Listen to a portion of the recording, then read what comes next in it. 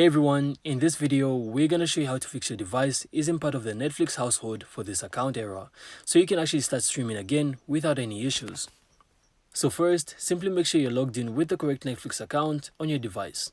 So sometimes a simple log out and log back in can solve the problem. Now next, check that your device is actually registered under the correct household.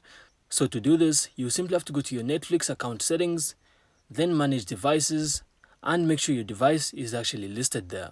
So if it's not, you then have to remove any old devices that aren't being used and then add your current one. So also make sure your Netflix app is updated to the latest version. And then simply restart your device after making changes. So after this, your device should be recognized and you'll then be able to stream without seeing that message anymore. And that's really it. So that's all we had for this video. I really hope you found this insightful, and if you did, make sure to leave a like and of course subscribe.